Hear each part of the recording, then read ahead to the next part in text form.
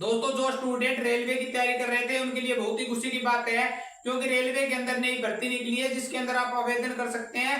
और इसके अंदर कौन से डॉक्यूमेंट लगेंगे, कैसे आवेदन कर सकते हैं, कितनी इसकी लास्ट डेट है और इसके अंदर कितनी आयु जो निर्धारित की गई है, पूरा मामला क्या है। पूरी वीडियो देखने के लिए नीचे क्लिक करें, पूरी वीडियो देखें। इसके अंदर दोस्तों मैंने पूरी डिटेल डाली है, स्टेप बाय स्टेप। आप जाएं नीचे क्लिक करें, वीडियो देखें, वीडियो पसंद आए लाइक करें, वीडियो को शेयर करें। धन्यवाद, जय हिंद।